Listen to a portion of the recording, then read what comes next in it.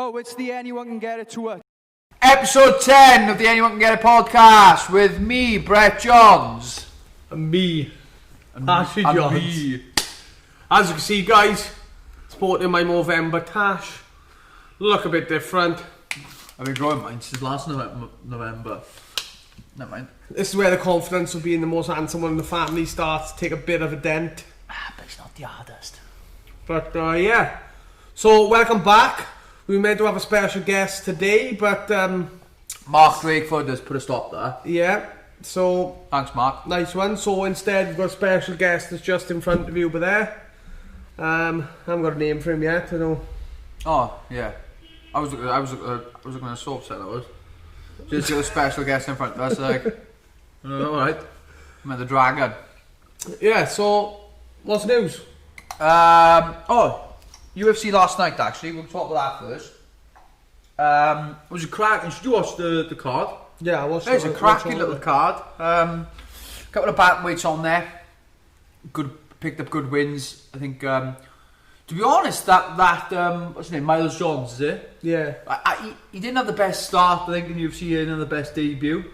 But he looked really good last night. And you see the knockout? Beautiful knockout. And that guy he fought, Navidad, is really good. You know what I mean? It was a good win.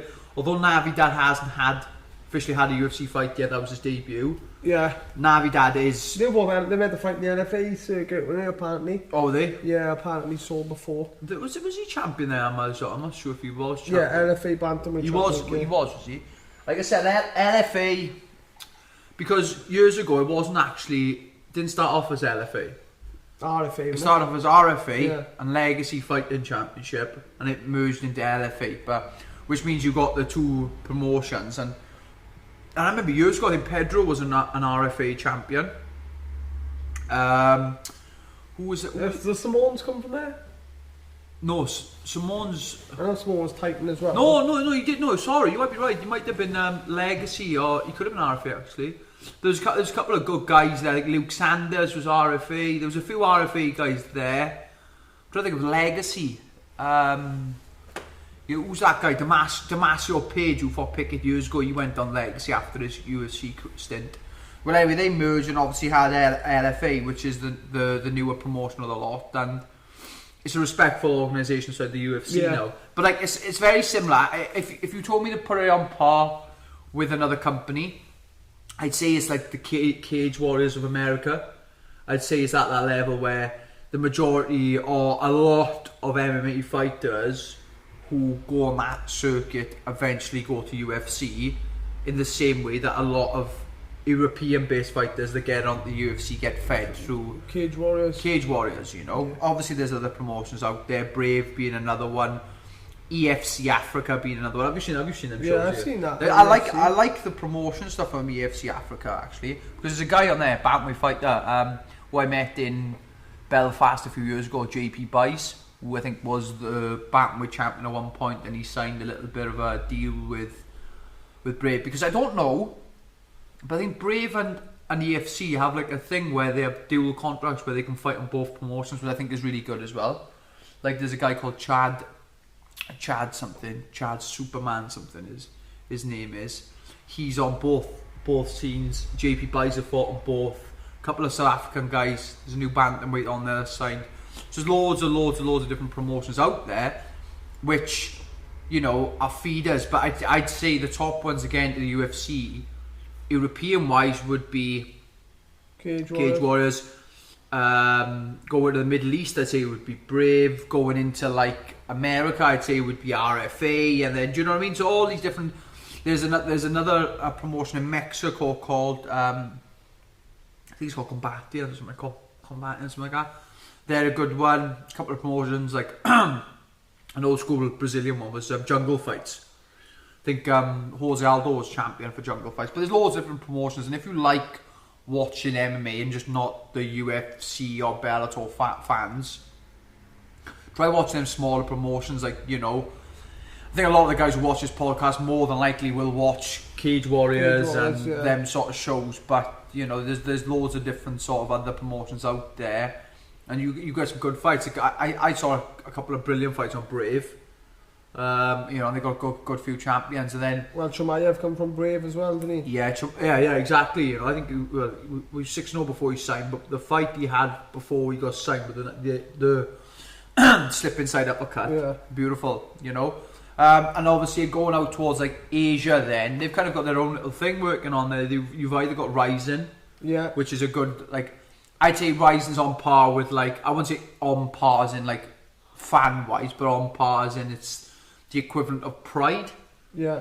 And then you go to like Asia, and I mean all over Asia. I mean, like, you can go from Manila to Thailand to Cambodia to all these different places in like deep Asia, and they got ONE FC. Indonesia, Singapore, Yeah. all them shows, they've got ONE FC, which is another promotion which I thoroughly enjoy watching.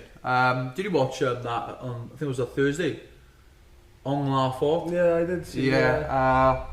Ong Lag, he got subbed in the first round. Yeah, he's a Dutch fight. The Dutch fight isn't coming through. No, you know. Obviously, we'll speak about a few different results of MMA now, but going back to obviously Miles Johns and his performance, I think he picked up a very good win. It was a lovely, beautiful shot. It was a lovely shot, and it was like Controlled the wrist, did he? Controlled the. yeah, it was like yeah, and he come underneath. Oof. It was a lovely shot, and obviously the reaction from Navidad when he was hurt was just, I think I made it look even better again. You know what I mean? But that was another good one. Another good fight there was Yanez, who picked up the head. I watched him in Dinner White Contenders. Yeah, he was. I watched him, and he caught that Chinese type of guy. I think he was Chinese. He had caught him with that left hook. Yeah. And like did not sat in his ass, but like sat in his seat and then hit him. Like, hit him with 2 punches after. The ref stopped there. Yeah. I have seen the fight, but he was a bit thing last night. I thought, yeah, and like I was impressed when I saw him, but I think he was a bit wild. Yeah, he was a bit wild. He was looking for it a bit too much. And I'll be honest with you, I don't know the actual other guy's name he fought, but a good guy from Alaskan Fight Series, Rodriguez. That's right, I remember, because Rodriguez. he was Mexican, but then he was from Alaska. You know what I mean? Mad. But a couple of things there. He's taking a short notice fight because he was meant to fight Aaron Phillips. Yeah. Right, so he's taking a short notice fight. This kid has come in, weighed in 133. It's 2 pounds under the limit. That Rodriguez come in at 2 pounds. No, Rodriguez. Yeah, that could well have been. But what I mean is, Yanez was meant to fight Aaron Phillips. Oh right. But Aaron Phillips pulled out. Yeah, I thought the other guy was meant to fight. This was a late replacement then, isn't it, for Yanez? You know, so Yanez is coming in shape anyway. You know, but this kid has come in and just I think he might have taken like a bit of a, you know, an artificial sacrificed lamb, just coming in and take the fight. And all fairness to him, he did look considerably smaller. I think that Rodriguez is a flyweight just by looking at the way he weighed in, looking at him in the fight. Yanez looked bigger. Did a good game plan to start off with, but you can see that Yanez has that hidden power there. Doesn't look like someone who holds a lot of power, but definitely has it there. He's got that Mexican style boxing, moving his head off the centre line a lot. He is sharp. He is sharp. I can't. Don't get me wrong. I can't see him. I can see someone just wrestling him type thing, you know. Yeah. But he did look crisp. He has got very, very crisp hands. Like. Yeah, he looked really good. What's his name again? His name was Victor Rodriguez. That's his name. So a couple of notable mentions of last night. So obviously Miles Johns and Adrian Yanez picking up good wins. Their potential fights are seeing happen for Jack. Sure. Yeah. You know, guys who come in, like obviously Jack gets his fight now end of November, fingers crossed, and then you know he goes 3-0. These guys, like I think Miles has had 2 fights. You know, Yanez has had like 2 Night Contenders. And this, mind you, like I said, they don't care about how many fights you've had because I had 5 fights and they took Gravely in with me. You know, so they don't really care about that. But I definitely see Miles Johns and Yanez being potential opponents for Jack Shaw. Victor Rodriguez probably will go to flyweight. Going off the undercard, there's 2 fights I want to talk about. Firstly, we'll talk about obviously my training partner and a good friend of mine, Jack Marshman fighting Sean Strickland. Sean picked up the win 30-27. What's your thoughts on the fight? It was tough, obviously, like you said. I've rated Strickland for a very long time, right, Kate? Can I just remind people, right, Kate? Because it's not just the name. You're not fighting the name, you're fighting the guy, you're fighting the name, but you're fighting the record he holds and his fighting style. 21-3, isn't he, I think? Right, this is his record, right? 21-3, yeah? These are the only guys he's lost to, right? He lost against Silvas Legacy dos Santos, right? He's an animal. If you don't know who that guy is, then you're just a casual MMA fan for starters. If you like head kick, spinning wheel kick, knockouts, then you're going to love that guy. Brazilian welterweight. Really, really good, right? Picked up a loss against him. And his other two losses, lost the decision to Santiago Ponzinibbio, another top contender, and also lost the unanimous decision to Kamaru Usman, who is now the welterweight champion. 21-3, and obviously Jack's come in. Obviously, you know, they can see you trying to feed Strickland. Strickland is coming back off motorcycle accident. Yes, yeah. Wait, let's have a look now. In December 2018, Strickland was hit by a car while riding his motorcycle in Los Angeles, rendering him unconscious. He suffered numerous injuries and needed knee operation after the accident. So he's coming back after a nasty little accident, apparently. Apparently, he's talking to the commentators, he doesn't remember much from the actual accident itself. But, you know, he come in shape and he looked like a big middleweight, didn't he? So it's mad to think that guy at one point was fighting a welterweight, which is obviously them fights against Kamaru Usman and Ponzinibbio and Legacy dos Santos, you know. And I think getting a win for Strickland last night was probably mentally huge coming back from the bike accident. But you know, I don't feel like the Jack was out with his depth in there. No, got caught with a couple of jabs. You know, I thought he fought really well actually, and I think, you know, people might think I'm wrong. I thought he looked stronger going into the fight as well. You know, the first round was okay. It was equalish. You would give the nod to Strickland. Then the second round, then I felt like Strickland was getting his own way. But then the third round, Jack was coming out. Yeah, he was there. You know, and it's just a bit unfortunate. I think, obviously, looking at Jack's record, you know, and his contract, I think he's got another like 1 or 2 fights in his contract left. I think he'll want to fight them. You know, there's a couple of good fighters I think would be good for him in that division right now. Someone who's going to be a very much like a Strickland style of fighter who's going to stand with him and trade with him. And I think someone like, and I don't think they'll do this because of the management side of things, but Darren Stewart would be a good fight. Yeah, Darren Stewart would be a good fight for him. But yeah, we'll just see what happens. But you know, but on a personal level, it was really, really nice to see him back in there. Yeah, it was really nice. And me and the boys were talking in the group, the SMMA group, and Marshman is hands down one of the toughest guys I've ever met, ever. The PBI in mixed martial arts, I'd say he goes into my top 5 of toughest fighters out there, you know. And it's like you said, he's eating jabs looking forward, but that's like bloody to him that's nothing. That's nothing, yeah. Like taking a jab, build there, move the head, another jab. Like you say, he didn't even look phased. He didn't look phased at all, you know. And he carried on going. He didn't break his rhythm. And like he did land a big right hand, Marshman did at one point. Yeah, I think he cut Strickland over the eye. I think over his left eye. I think it was. He cut him. But yeah, it was nice to see him back in there. And obviously Strickland come back from a bad car accident as well. It's probably tick something off his little bucket list as well. And there were chops in the middle of the cage, wasn't it? That was nuts. That was like, what was crazy for me is like you're going like, come on, Jack, let's do it. And like, that's the last person you want to be doing that with. But he say, Jack's up running, and Jack goes, I'm not fucking going anywhere. Yeah. I ain't fucking running anywhere. You go, honest to God. He just stands there starting to swing. Right? That's what I love about Marsh. He goes, Jack, come on, stop running. He goes, I'm not fucking running anywhere.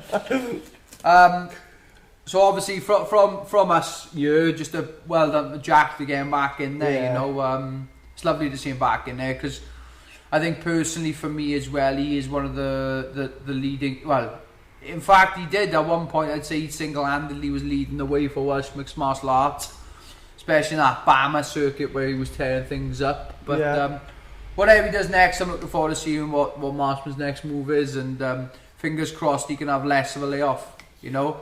Fingers crossed. Moving on to the last preliminary card fight. That's all right then. Yeah. We struggled with that. Chris, right? Groits. I can't even say it. Chris who? Chris. Go on, you say that then, because you're amazing at names, aren't you? Oh, the Alex Hernandez fight he's on about. Yeah, Chris. Great Marshall, or whatever it's called. Groots Marshall. What's his nickname? They call him Grits. Yeah, Grits. So Chris Grits fought Alex Hernandez. Alex Hernandez, if you guys don't know, was he's only a youngster in the game as well. Was on a bit of a tear in the UFC. Got the 10-1, knocked out Beneil Dariush, beat Oliver Auburn Mercier, then started lipping and he wanted to fight Donald Cerrone, and Donald Cerrone kind of, well, beat him up a bit. You know, that was his second loss. He lost by stoppage by Donald Cerrone. Then he picked up an awesome win against Trinaldo. Then he lost to top 15 guy Drew Dober. But last night, he changed some things about. He's now training with the same coach as, I think it's Anthony Smith's coach. Oh, I don't know. The Factory X. Colorado, he is. Yeah, that's it. Yeah, he's training in Colorado. So he's changed things up now. She's training there. And this Chris Grits is known for being durable. I think one of his last wins was beating Joe Lawson. So, you know, he's good, good. But last night, I just thought when Hernandez fought him, I thought, okay, he's just waiting for his number now. You know, he's catching Grits with a lot of shots, but Grits is known to be tough, and a lot of tough fighters do take a few shots. He's going to wake up now. This Grits is. He's going to wake up. And Hernandez was just getting stronger and stronger, and the shots he was landing, they were landing worse and worse and worse. Hang it, something's not right here. And then obviously hit him with like a left hook or a right hook, it might have been actually, put him down. And then swarmed him with a shot and knocked him out. And the fight was generally 1 minute 40, I think it was. Yeah, it was a blitz, that wasn't it? Yeah, 1 minute 46, yeah. And all fairness, I think it's the best I've seen Alex Hernandez look, you know, and he's just a youngster in the game. You know, how old is he? 28, is he? 28? How old is he? 20? Yeah, 28. You know, the guy is... he's chiseled as well, have you seen him? Yeah, he's ripped, he's a big guy as well. But I think the change up in camp could be the right direction for him, and it'll be interesting to see who they're going to give him next. You know, all fairness to him, I'm looking at, if you do follow the UFC very well, if I just name every opponent he's fought in the UFC, Beneil Dariush, Oliver Auburn Mercier, you know him, Canadian fighter, Donald Cerrone, Francisco Trinaldo, Drew Dober and Chris Grits. Yeah, that's some tough fights. That is, you know, that's someone who's fought the who's who and got in there, you know, and yeah, that's a hell of a fair play to him. It's hell of a record to have already, like, you know. So fair play to Hernandez getting in there and getting the job done. But it'd be interesting to see. I think he said he wants to come out Christmas time. Whether or not that will happen, we're not sure, but yeah, it'd be interesting to see what he does, isn't it? Definitely. Right, we'll finish it there for part 1. Come back for part 2. Welcome back. Oh, you could have a pumpkin spice latte thing. I like that from Starbucks. Part 2, and my missus is interfering with the podcast. Apologies. She's got a good point, mind. Some nice coffees out there. There's some nice coffees out there.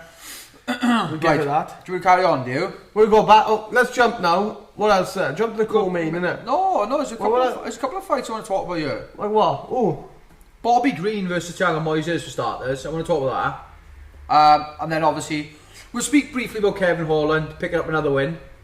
Going... what's his record? 4-0. Oh, this year? Yep. 4-0 this year. Just want to make bank, bro. Yeah, 4-0 this year, and then literally just started chops into Stylebender through the cage. Yeah, was he there, Stylebender? He was, yeah, because I looked at Brad Rydell because of, I don't know if you know about this, but me and Brad Rydell are like walk bike friends, you know. Walk bike mates. Yeah, he's got this thing with walk bike and sort of vibe, but I'm just saying, and I noticed he was out there, you know. Not name drop or anything, but that's it. Just got off the phone with him. He's next to Strickland. Yeah, he just told me while I was on the phone with Brad, I could hear Kevin all and lip it off. So but I'm interested in seeing that fight. I don't think he'll touch Stylebender, but I'm interested in knowing because he said something. They said you had a bit of a problem with him in LA, and he wouldn't say what it is. I'm just intrigued to say what it is. So if I was Dana White now, I'd go right. The next fight is Stylebender versus Kevin Holland, find out. And then when he tells the story, they just cancel the fight. It's either do that. But another one I talk to because obviously Kevin Holland went 4-0 this year.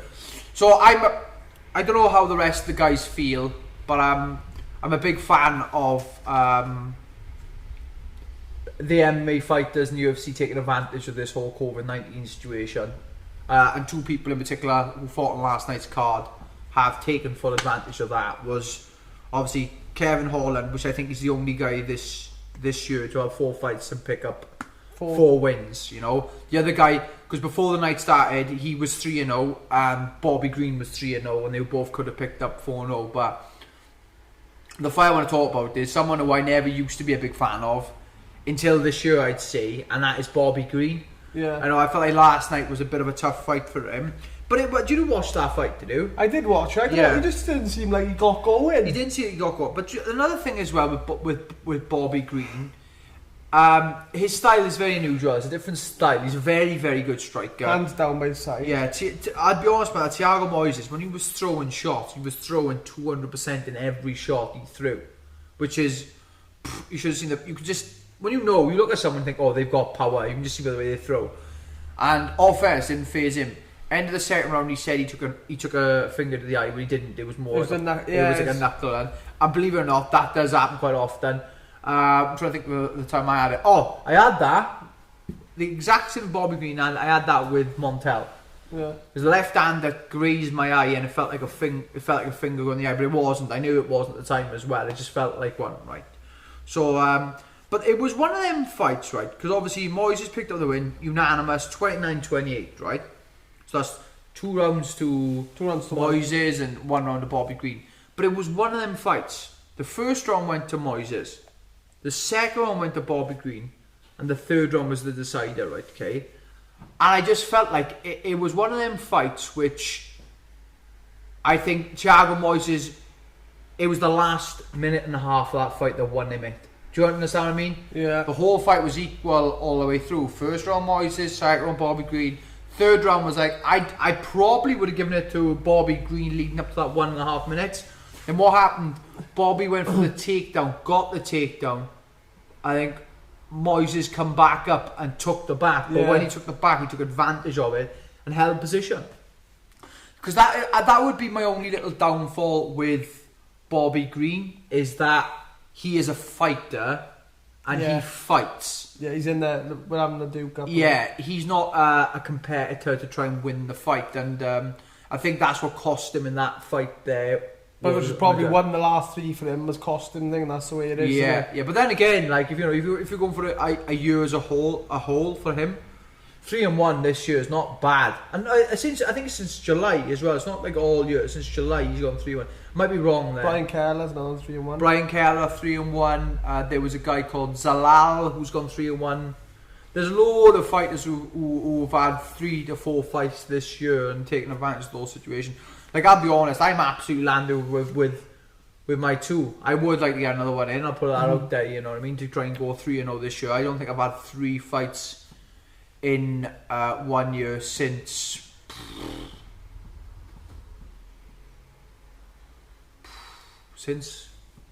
Jeepers 2013. No, it'd be before. It would have been it would have been 2016, wouldn't it? Not 2016. Sorry, 2017. Wouldn't it? Think about it, because I was meant to fight Entwistle in March. I fought Morales in July and fought Soto in December. But like, there's no time to tell people. Do you know this is the schedule I had right in 2013? And bear in mind, like I said, I'll take two fights. Like last year, we didn't fight at all. 2018 we fought twice. 2017 we fought twice. 2016 we fought once. 2015 we fought twice. 2014 we fought once. But the big one is probably 2013, where I was fight, I fought March, May, and fought twice in September. The 2 fights in one night. And then 2012, which was the year where I was like half amateur, half pro, and I fought February, March, April, June, July, September, October, and November. I fought 8 fights in 12 months. So that's like the big one. Like I think it went like February, March, April were Amis. Then I had June, July,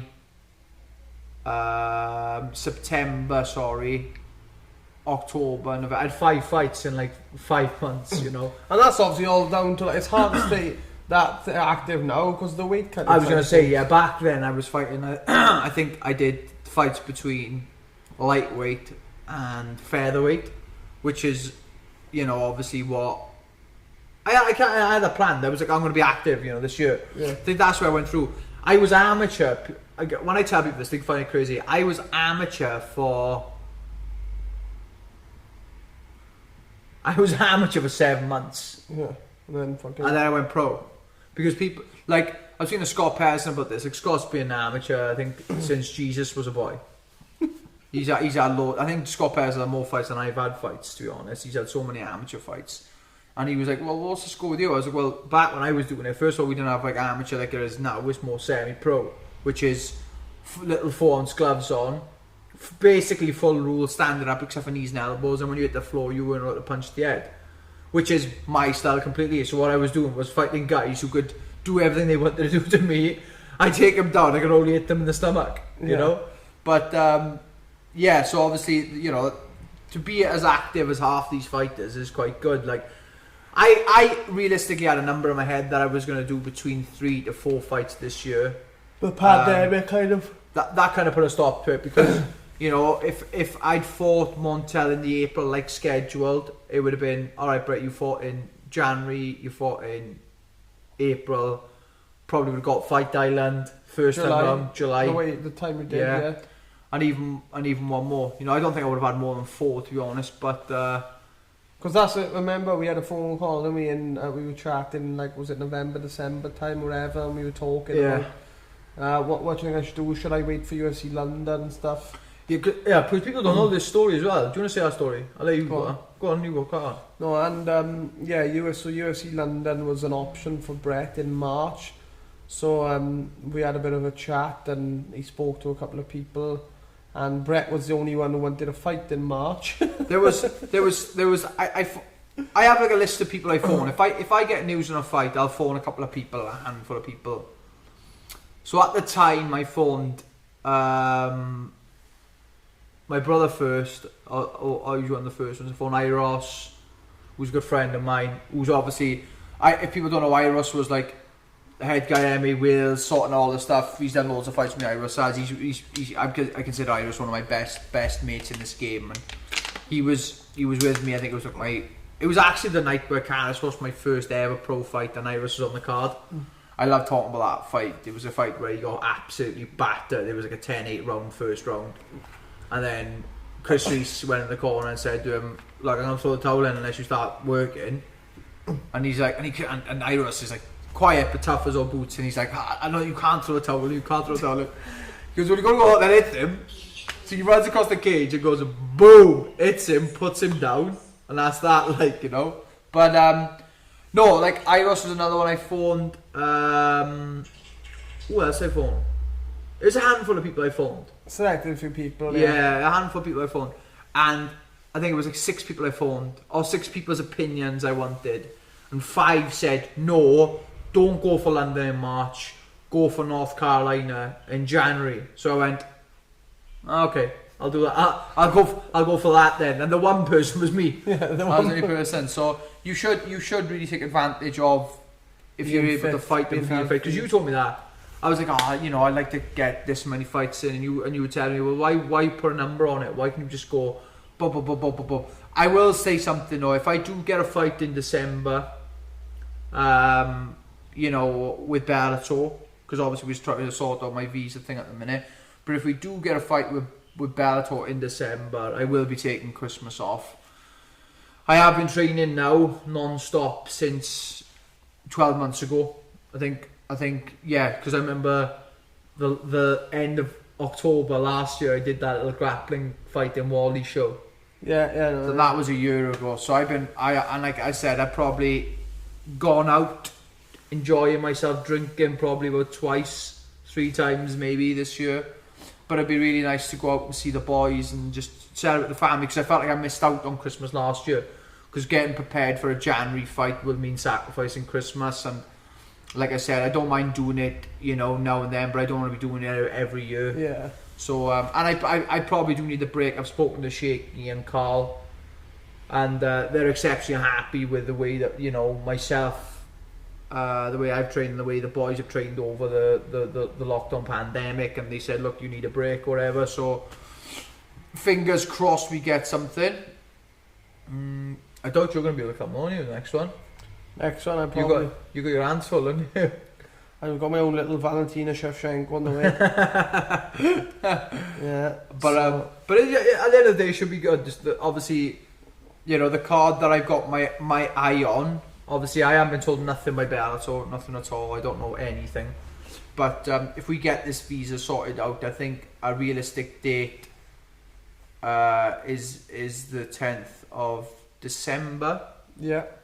So we'll see what they say. They have. I won't say obviously who, but they did offer a name which we were happy with. Tough fight, but obviously it was not my fault, but it was out of my control really with the visa issues and stuff like that. So we were a bit stuck there.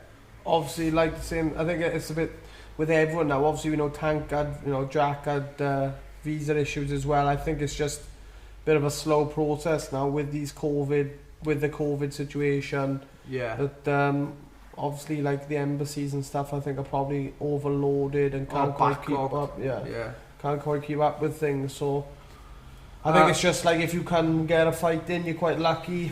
You can only prepare for them. Do you know I feel for the guys who are more on the domestic circuits who can't get shows in. Like, there's a handful of fighters in Cage Warriors who managed to get something in this year, but lower down again, people are trying to get their names out there and can't get on shows. It's tough, man. So just keep the faith. I think I can see it going back to normal by maybe April next year. I say back to normal. I say shows will start by about April next year. I know that the Shaky's going to be doing everything he can to try and get shows on the go. I know that Wally's going to be doing everything he can to get shows on the go.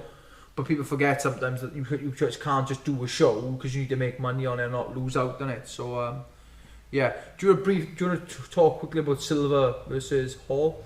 Yeah, well, first quick, I want to speak about Bryce Mitchell v. Fili. I don't know if anyone saw that fight, but I am a fan of Bryce Mitchell. I think his grappling style is really, really good. I'm also a big fan of Andre Fili. I just think he's a gangster. He's tough, he fought some good guys, Fili has. He's fought Max Holloway. He's fought Artem Lobov, another tough guy. Yeah, he's fought the who's who, really. Yeah, he has fought a lot of, like... Yair Rodriguez. Yeah, you know what I mean? He's fought a lot of people, Fili has, so he's got experience. I thought Fili done well. Don't get me wrong, Bryce, the first round was, I think Bryce implemented his game plan a little bit. But Fili was getting out of, he was getting control on the floor, but he was getting out, he was scrambling well. Second round then, I personally felt like Bryce started slowing down a bit, because Fili was shrugging takedowns off and all the rest of it. So Bryce was going back a bit, and it did look like Bryce, did gas a little bit, and then in the third round, then Bryce managed to get a takedown and then control a bit. So he did win the fight. But I tell you what, he didn't win it as comfortably as he's won the last couple. No, because of he was a bit upset with himself as well in the post-fight interview, saying, I got rolled a couple of times. It wasn't even technical. It was just Fili just bridged and rolled. Yeah. He said one time, he said, I did let him roll me to try and set up a triangle, or try and set up a sub. I'm sure it was the triangle he was going for. But yeah, that, and then obviously, like you said, on to the main event, Hall v Silva. I just one of them things. Sad to see Silva go out that way. I think he deserved to go off on a win. Go off on a win and stuff. But then again, it's like, it's like, where do you stop? And I've said this before. Like, the guy is 45 years old. Yeah. So if you're asking me, his sell-by date was 10 years ago. It's easy to say now, but even at the time where I think after the Chris Weidman fights, I probably would have said something about it. Like, I would have said, okay, now it's about time. But that's the thing. It's like, why do fighters wait for the downfall to call it? Do you understand what I mean? Yeah. Like Henry now beat Dominic Cruz's last fight. Yeah. It takes in my eyes, it takes a bigger man to call it there. I like the way that Henry did it though. Henry did it on like he did it like he fought the best guys in that weight division at that time. The only guy I'd say he didn't really fight, but it was outside the top guys he fought anyway. Would have been Aljo. Yeah, but he beat Moises, he beat TJ, he beat Cruz, and stopped them all. Yeah. So I felt like Cejudo done it probably really well. Habib's done it really well if he doesn't come back. Yeah, that's what I'm trying to say. Yeah. Sometimes it's easier to call it, after you've lost fight. I'll call it. I need to call it because people start talking around you. People. I guess it's hard as well though because like the way I look at things is like, Do you think that's dented Silvas' legacy? Him fighting on the way he did. Lost to Jared Cannonier, didn't he? Lost to Israel Adesanya. Yeah. Lost to Uriah Hall. All respectable guys. Yes. All world class guys. At one point, I think he went didn't he have 16 title fights? And the thing is though, when you wake up every morning of your life and you train, you just get up, you train. You've done it for the last I don't know, like Silva got into the UFC when he was 32, right? So that is, already that's 13 years. And that was just in the UFC. He'd had a career before that. I used to watch him on Cage Rage, fighting Lee Murray and stuff, And it's every day. It's every single day. The guy doesn't stop training, and I got him on social media, and every day he puts a life photo of him doing pads and stuff. And it's your life, and it's your livelihood. And then for you to go, I'm going to stop now. That's not as easy as just going right. Stop. That's it. No, I'm done. No, I'm done. I get that. I think he probably would have struggled with the fact that he'd retire and not know what to do. I'm sure that's where obviously, like I said, I don't know his family stuff, but you need to have a team of people around you. You need to sit down with your family. You need to think. You need to work out the different path. I'm not saying just pull the plug. It's a difficult conversation to have, though. Yeah. It is a very difficult conversation to have, but it's a difficult conversation to have. But it's like one of those conversations that it's more of a difficult conversation to have. Someone telling you that you ain't gonna be able to talk if you take 2 more punches to the head. No. Look, we'll carry on this chat now. We're finishing for part 2. We'll come back for part 3. Welcome back. Put your headphones on, you muppet. To episode 10, part 3. Right, back to the Anderson Silva. The chat, like I said, I think the family need to have a talk. Like when I talk to you sometimes, they say, it's not as easy as that. Wake up! Yeah, the hardest conversation we have is you going, right, Brett, stop buying Stone Island now. You need to start investing in yourself. Do me a favour, son. Just start investing in yourself. Leave the Stonies for a minute. Right. The thing is, though... And then he's like, I'm not buying Stonies, I'm just doing raffles. Yeah, I'm just doing £10 raffles, by my land. No, the thing is, right, okay, is... You're right what you're saying, right? You need a good circle of people around you to make sure that you're on the straight and narrow when it comes to your career, right? Means choosing the right fights, means someone being there and saying to you, I don't think this is the right choice, And it's very tough because you're either like someone like me, who I like to get other people's opinions on things before jumping into it myself, or you're a guy who's just completely independent, Like I think Anderson Silva is more that second style of person where he's just like, look, I want to fight. If I want to fight, I want to fight. Especially when you go to when you get to like 45 years of age as well. You know, fucking. Yeah, yeah. Do you know what I mean? Nobody's gonna tell you any different. You should take a step back and go, call it a day. That was but then you're 45 years. You don't listen to some guy. Yeah. No. You should be knitting and reading books before bed. Yeah. Do you know what I mean? I just feel like it's not an easy conversation to have. It's not. And that's the thing is that he's not even bad. No, he's not. Does that make sense? It's not even like he still has like the glimpses. The glimpses. You're like, Jesus Christ, like he yeah. still has that, but it's like he hasn't got, like I said, this chin's gone. It has gone. Just, like, it's not there. It's not nice to see.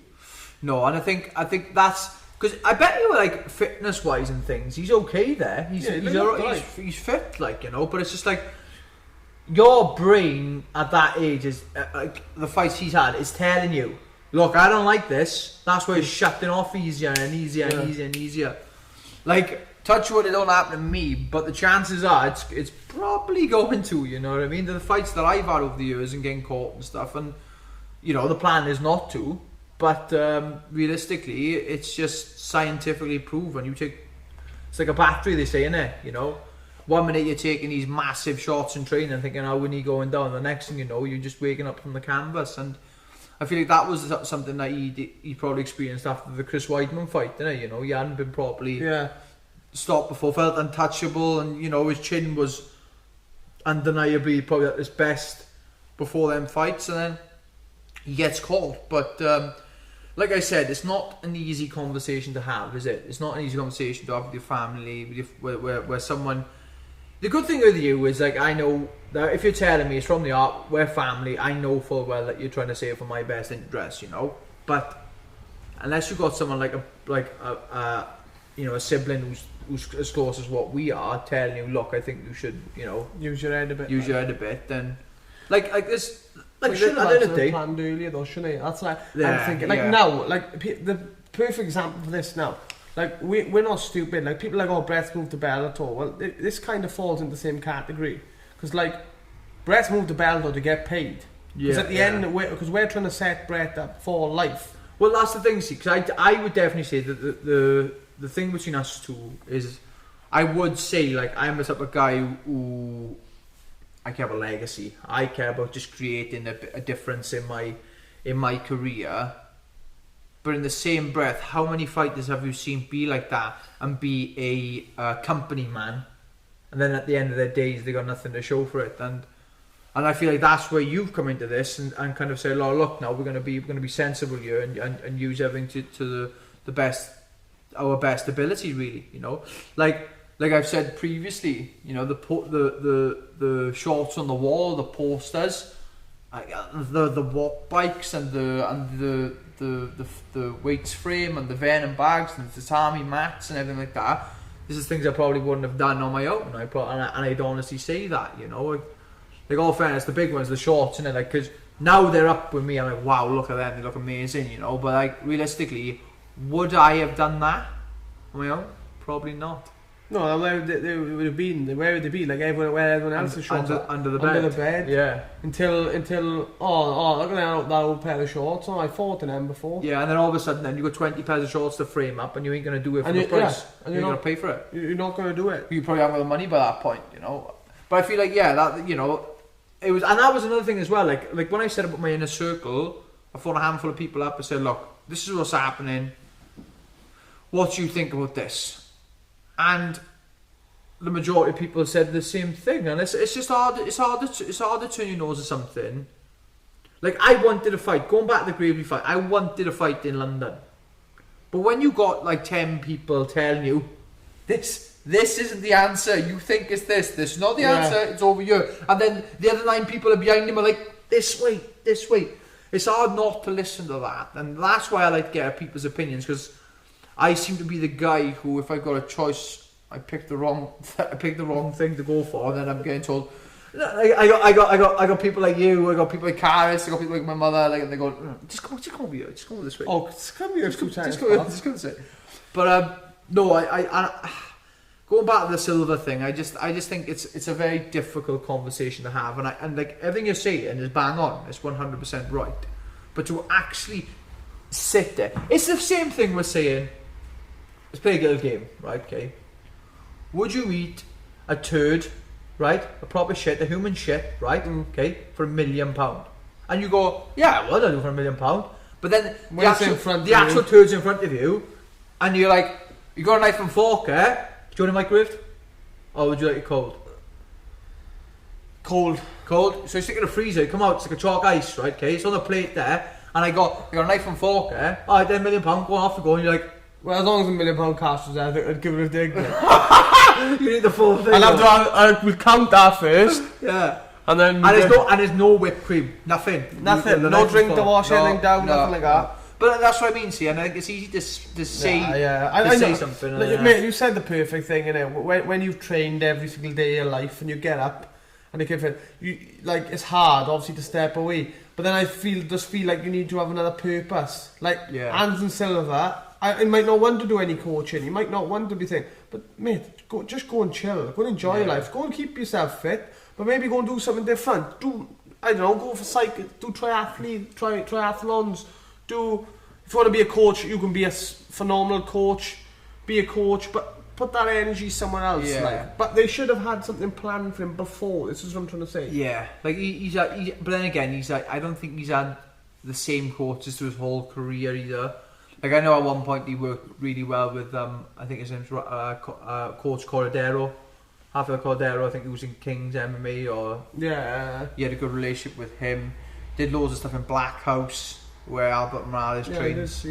You know, there's and I guess unless you've got that coach with you from day one, who has been, you know, in the trenches with you since day one, who will honestly tell you open-heartedly what he expects you to do afterwards, then it's tough, I guess, because like I said, you know, I don't think financially he needs to fight again. No. I think it'd be impossible for finance. Well, not impossible, but financially I don't see it being the right thing. I think he genuinely does it.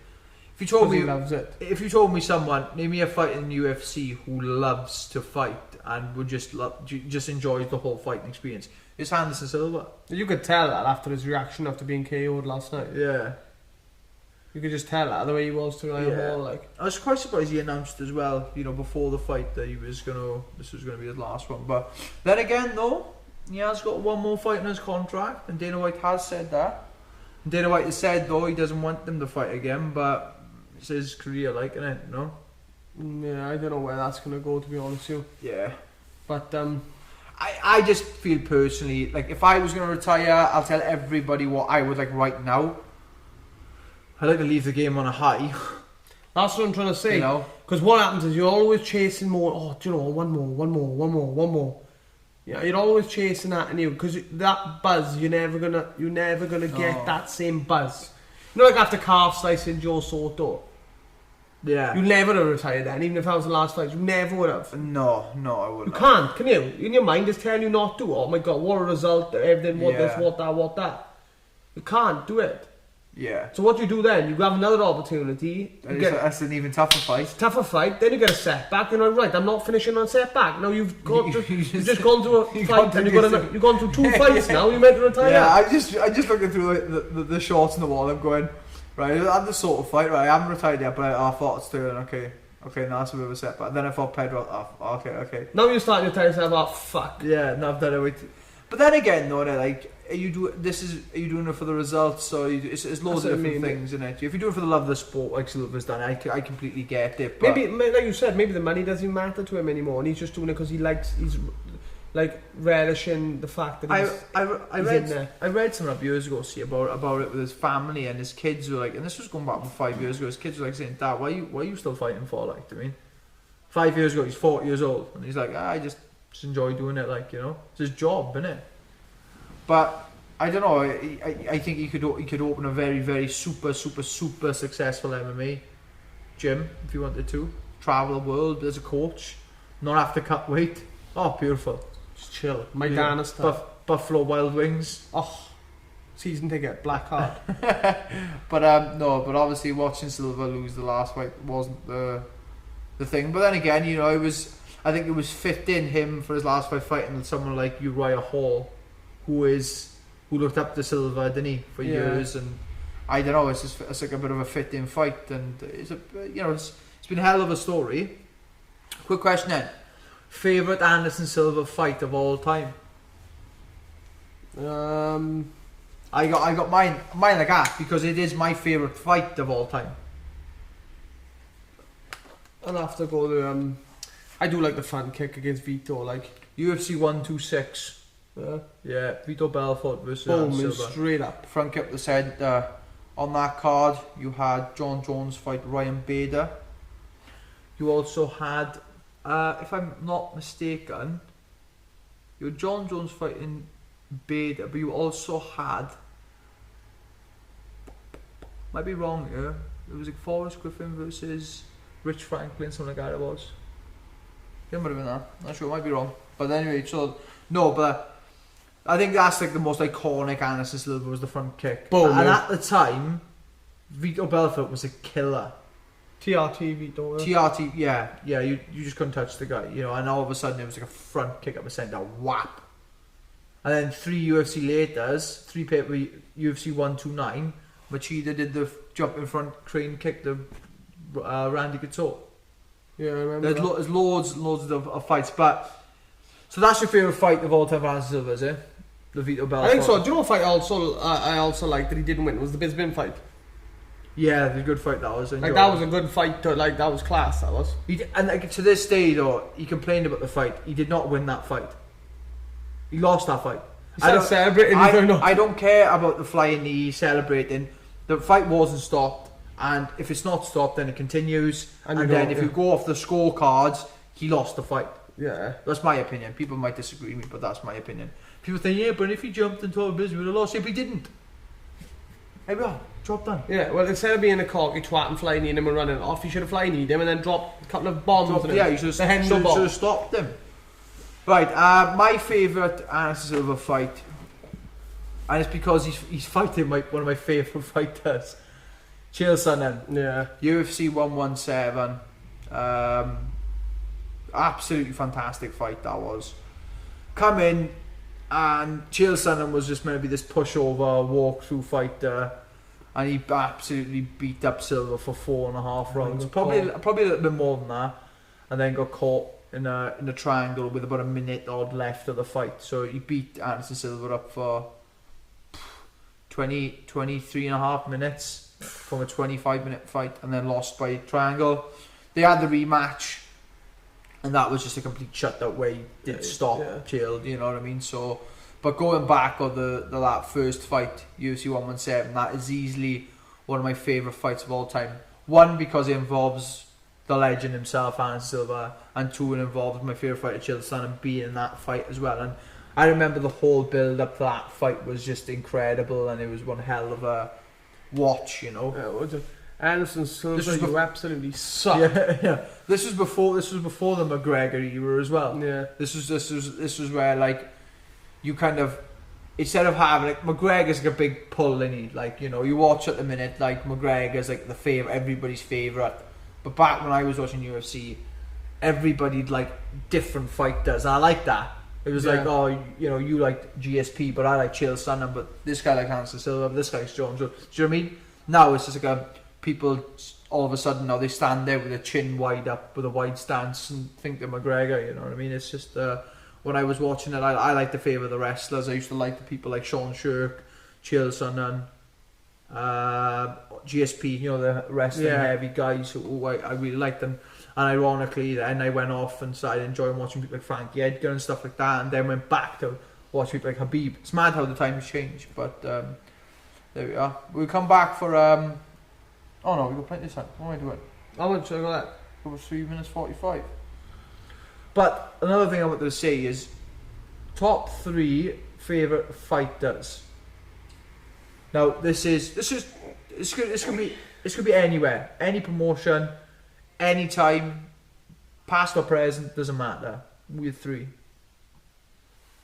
As in to watch? Mine to just watch, your or just favourite fighters, really. You can watch, or do you think stylistically are the better fighters? Well, McGregor is obviously up there. Yeah. Just for everything. You're part of the new fan era though, I forgot about that. Yeah, but do you know one thing I will say? Like, I enjoy watching McGregor though. Yeah, I enjoy watching McGregor, but like after watching what Habib done to Gaethje, as well. Like I know Habib was good, but I was like, oh, Gaethje. I literally thought Gaethje could do something there. That's what I thought as well, though. And to watch that, it's just like shut out. I will never. I told you this after the Habib fight. I will never, ever, ever go against Habib again. Ever. Ever. No. So I think with McGregor and Habib, I think they're up there. And where else we got? I do like, obviously, like it's hard not to like watching Izzy in it. Do you know what I mean? Yeah. He's class. But a fighter that I like to watch, who I think does everything very, very well, is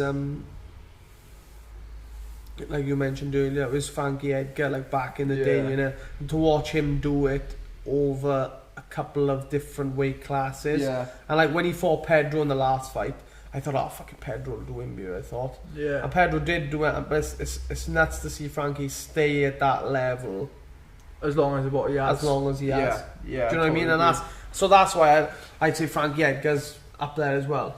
Yeah, I'd say my three would be slightly different. Like, I loved watching Chael Sonnen just because the way he was a bit of an underdog and had a very mixed start with like wins and losses. So Chael Sonnen would be one of them. I loved watching Sean Strickland, and that's someone who was a guy who I used to watch a lot and study, because that was my fighting style and I wanted to be like Sean Strickland. The third guy then, I'd say like Michael Chandler, someone who had the wrestling background but can also put the stand-up to back it up, and I love watching Michael Chandler.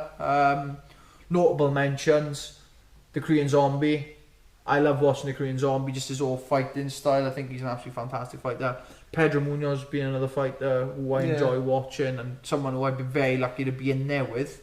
But my three would be, and they all got something in common, they're heavy wrestlers, you know. Like Sean Strickland was a 5'6" wrestler who didn't have heavy hands, but he was quick, you know, orthodox wrestler. Chael Sonnen, who had a bit of boxing behind him, who was a southpaw wrestler, wrestled heavy at high level. And Michael Chandler, who, if you watched his fights, you'd think he's not a wrestler, but he's an NCAA All-American, NCAA Division 1 wrestler with exceptional knockout power and can stand and bang. But so they're our top threes of our UFC fighter choices. So guys, that's it for part 3. Come back for the final part. Welcome to part 4. My name's Danny the Dragon.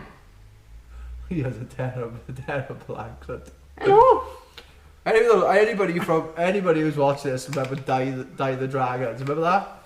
Right, funny story actually. Brett's talking about Die the Dragons. Right, our little brother, the one who was on the podcast last week, when he was young, well, it's little, but you know, he's built at one point he was little. Yeah, but he's built like a that squat rack there at the minute. When we were younger before, we were in Die the Dragons, if you remember, down in Llanelli, weren't it? Yeah, no, it's in Llanelli. It's next to TL Lewis. And we literally lost our brother. It was a panic on. It was a panic on, proper panic. We were running around the place, couldn't find him anywhere. This is before mobile phones. I don't think the Nokia 3310 was out at that point. And we couldn't find him anywhere. And my mother was panicking, and Bertie was panicking, and everything was happening. And you this then? You just hear this, you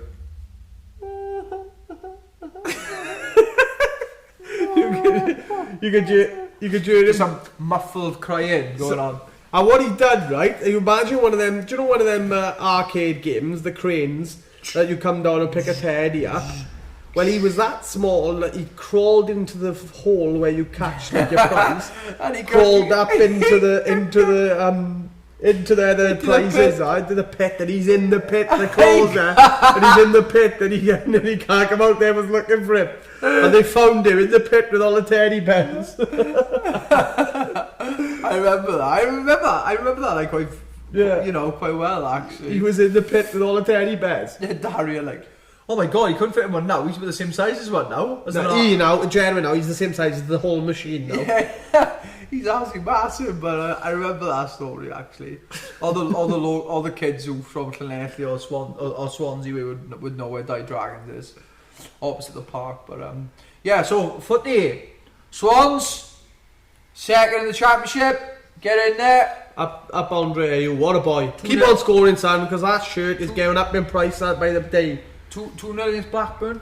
Where was that? Was that in Ewood Park? Or? No, in the Liberty. Ben Cabango's got a header off Conor Roberts' cross. Yeah. Great cross. Yeah. And then Conor Roberts done a cheeky little Ericsson turn to play dander in for Ayew's goal. It was a brilliant goal, that was. A good team goal. So that's the second best team in Wales. Yeah. So we'll go to the third best team in Wales, which is Cardiff City. Yeah. You know, nobody likes to see that last minute goal. Nobody likes to see that. Who's top of the championship now? Is it QPR? I'm not sure actually.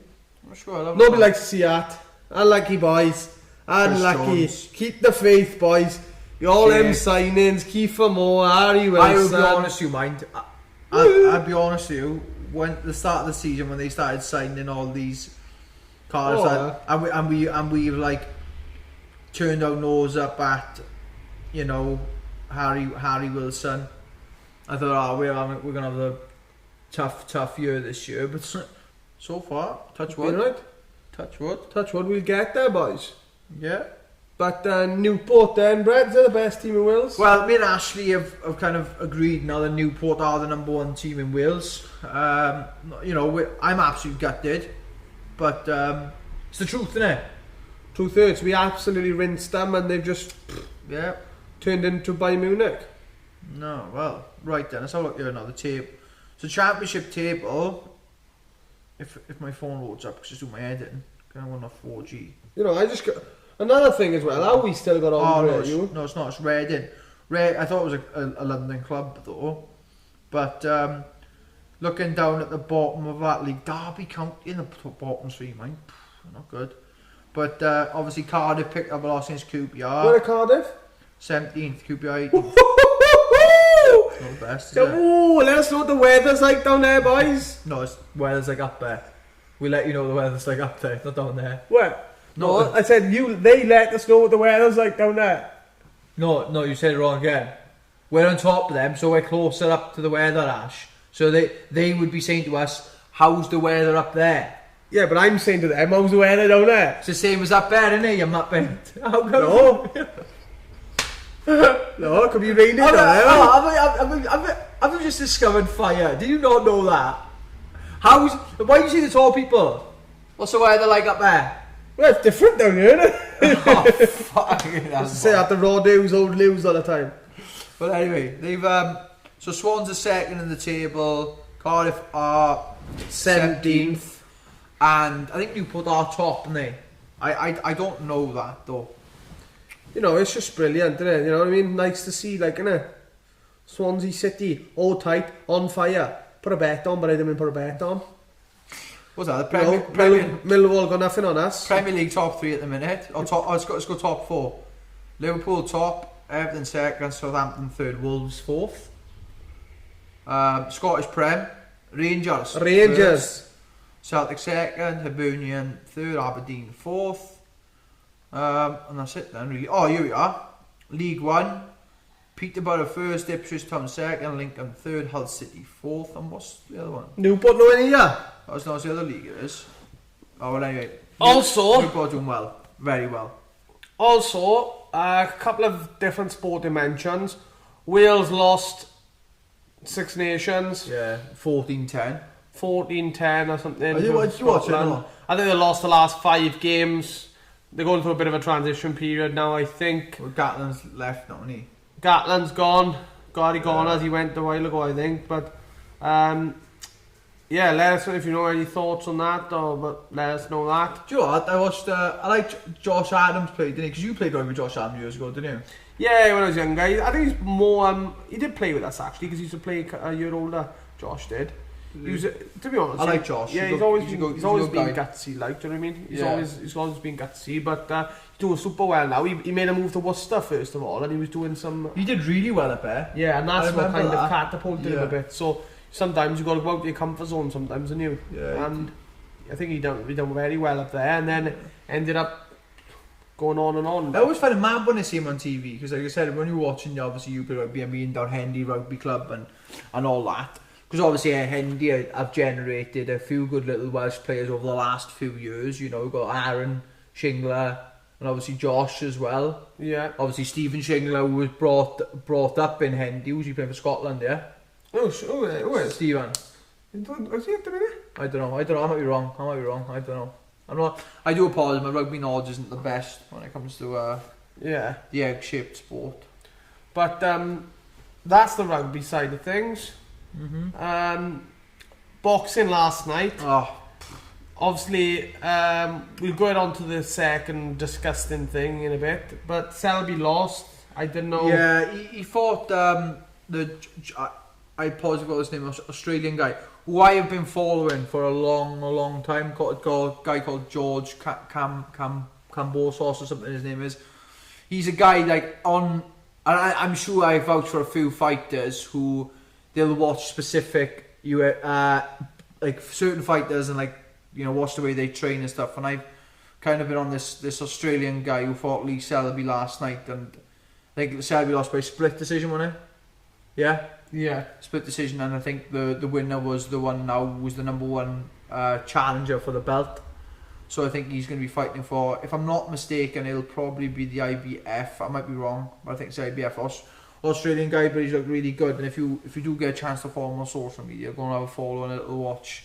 George Cambosos, I think his name is Cambosos. But yeah, that's number one. Derek Chisora versus Andre Usyk. Yeah. Do you know the result of that? Yeah. I didn't watch it. Yeah. Usyk won by unanimous decision, but it was close apparently. Yeah. Yeah. Apparently Chisora done well. So I seen a couple of things online with people saying I think Usyk might struggle with the top end of the division's heavyweights. Because he is a bit down from the heavyweights, isn't he? He's not actually a heavyweight fighter, is he? Yeah, he's cruiserweight, isn't he? Yeah, that's it. Yeah, he's cruiserweight. But I think he might have fought Bellew at a bit of a higher weight, right? And then in fight Chisora. But like, do you know, you look at Usyk and look at Tyson Fury. Like, obviously you've got to compare Tyson Fury, Deontay Wilder, long, big. It's like two different fighters right there and there. Wilder and Tyson Fury, like, you know what I mean? And not being funny, like Usyk he is a very, very technically sound boxer and stuff, but to get in on some of that length and stuff, it's tough. Fight someone technically as good as Tyson Fury, but then fight someone they're completely different styles. So like sometimes you can get lucky, you can just prepare for a fight camp, prepare for one guy, and then you fight the next guy after him, and you've prepared for him as well subconsciously. But that doesn't happen when you fight Deontay Wilder first, then fight Tyson Fury next. Totally got to change some things up. I mean, that's difficult. So then you got that's not something like for example, if I was fighting the same sort of fighter, I could afford to probably have say an 8-week camp, and then you're fighting this guy who's very similar style. Then you could probably afford to have less of a camp. Yeah. But with that, you'd have to have 2 big camps to try and stop everything. But yeah. Also, as well, you showed me earlier the Gervonta Davis knockout. Unreal. It was so quick. So quick. He's working closely with Mayweather at the minute. Yeah. Very, very closely. You could see he got caught with the right hand. Caught again. And I think that, is it Lopez? Probably thought... no, Santa Cruz. Santa Cruz, sorry. He probably thought, I've caught him twice here. Let's go for a third time. And the third time... He throws the right hand, he slips left uppercut, boom, and puts him out. It's honestly, I think it is one of the most beautiful shots I've seen. Yeah, one of the best uppercut knockouts I think I've seen as well. You know, it's but he's good, man. Deontay Davis is good. He just needs that right person pointing him in the right direction. Yeah, I was going to say that. I think he just needs to stay on the path. If he stays on the path, I think he'll do very well. Yeah, but obviously it was. He can do really well with Mayweather. I like the way Mayweather's gone into his coaching as well. I like that, you know, someone who's 50 and 0 in the game, and I think the only problem there would be if it was like the egos getting involved with the pair of them, because obviously Mayweather's got an ego. I think Tank's got a bit of an ego by the looks of it. If their egos ever clash, I think. You mean Gervonta Davis? Yeah. Why is he Tank for him? Because that's his name. There's only one Tank, but even Aberdeen he ain't from. I don't know, man. I've heard fucking Gervonta Davis been taken on defence, like. No way. I would Jack ankle pick him. Ankle pick. Tony Ferguson style. Yeah, but no, obviously, what weight do you want to do? Is he a 140? Or is he a bit heavier than that? No, lighter than that. He 135, 136. he? Yeah, 135. I think. So what's Lomachenko's? Lomachenko's 140, isn't he? They're all around that. The boxing weights are so little as well. They go from like 130, 136. I'm not fighting him because because lower down it gets smaller again. So it's like every 2 or 3 pounds. Yeah. You know. I fight this way. I think MMA should be every 5 pounds. I think it should be 125, 130, 130. Do you think you'd have more exciting fights then because everyone would be so close as well? Yeah, I do. Yeah. Do you know what I mean? Like, put it this way: you could have like Volkanovski fighting a bigger bantam. Maybe. Do you know what I mean? Yeah. Like Volkanovski fighting. I don't know. Henry's a bit small, but like the big Pedro, and the Aljamins, they'll meet at like 140. Yeah, could do 100%. If Volkan get down there, but then the other side of it, you wouldn't then have Max Holloway fighting. No, you wouldn't. No, because Max is too big. Max is too big. Max would do really well, like a 150, I think. Yeah, but then obviously when you went up to 155 and fought Poirier, a bit of a tougher. Maybe. No, you fought Poirier, didn't he, Max? Yeah, no, I know. Yeah. Tougher, for the interim belt, those. Yeah, bit of a tougher gig for him that was, wasn't Yeah, it? but maybe 150 would be good. I don't know if Dustin could make 150, although he was making 145 at one point, wasn't he? Yeah, you could see some good. Yeah, some twists. But then, to be honest, them jumps from featherweight to lightweight, they happen quite often, don't they? Yeah, they do go in and out. Like I see Holloway going up before long. Yeah, Like to mix stuff up, but maybe. I do think they should definitely bring a 165 category and maybe a 175 in. They should definitely do that. Yeah, they should bring a 165 in. Yeah, because then it goes. Even if you just add on 6'5" and 7'5", you're going 1, 2, 5, 1, 3, 5, 1, 4, 5, 1, 5, 5, 1, 6, 5, 1, 7, 5, 1, 8, 5, 205. 205. You could even put a weight between 205. I wouldn't even bother. But you can do those. Yeah, I agree. If you're doing every 10 pounds, then do it every 10 pounds. 185, 195, 205. Yeah. No, with the difference between light heavyweight and heavyweight, then is you're much of light heavyweights missing weight, do you, and stuff like that, do you? The smaller guys is usually for. No, but there we are. Alright then, guys, well, is that everything? That's everything. We're going to give you a little bit of the tour of the gym. Yes. Brett's still personal thing. It's a bit of a mess at the minute because we're just in transition and we tried putting stuff in place for lockdown. We've got temporary mats at the minute, and obviously we haven't painted certain things, but that's purely because we just wanted to get up and running because Brett could have a fight December time. So we tried getting him a bit of a HQ that he could get thing, but we'll give you a bit of a run around with that now. Peace out. Thank you for watching. That is episode 10 of the Anyone Can Get It podcast. Au revoir. Au revoir. Hi guys, Brett Johns here at my private facility. Just a quick heads up before we start. There's a lot of things that are not here at the minute. We're still waiting on a few things, e.g. The mats from Tatami. Obviously we have a really close relationship with the guys there, and we want our mats to be Tatami mats, so we're waiting on them. There's a few other things and little piece of equipment that we're going to have hopefully before 2021. But just a quick heads up and a quick run through where we're at in a minute. So first things first, I want to thank Ponte Light Studio Club who let us borrow the mats here for the time being while the Tatami mats are in production. Big thank you to obviously my sensei and my stepfather Andrew Burr for letting us do that, Peter Hayward and the team there. The jigsaw mats are just temporary Tatami jigsaw mats at the minute, but obviously once we get the full Tatami mats they should be up and running fine. First things first, we've got the Venom bags. We got a really good deal with Venom Europe. I've seen these bags first hand with Georgia Petrosian and also Lomachenko using these style of bags. To be completely honest, they're fantastic bags, and yeah, they're brilliant. Obviously got the Venom kick shields as well. Got the bob up for to all the people in the gym, such as Rowan Crocker. Venom timer and kick paddle legs, so random kick paddle, just something to play about with. Kitted out with the posters from more or less all my UFC fights that I've had, other than this little number here, which was the fight that didn't happen where my opponent pulled out on the day of the fight.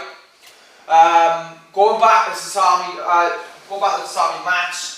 The mats are a judo style of mat. I've worked with judo mats my whole entire life, and I love using love the texture, the feeling them. When they get covered in tarpaulin, sometimes they can be a little bit slippery once you get sweaty, so I like the judo style of mat, and it's something that my feet are used to. The Venom bag here, this one right here, you've probably seen the bottom two, but this one right here is the Venom Hurricane bag. I'll be completely honest, it is hands down the best bag I've used. You want to watch a good fighter on one of these bags, check out George Petrosian. He has an amazing gym setup with a couple of them bags. Moving on to the squat rack.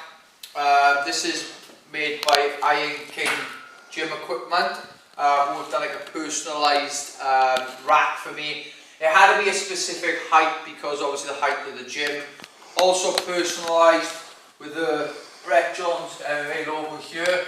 I want to thank Ashley for putting the stickers behind, making it look really cool. Love that.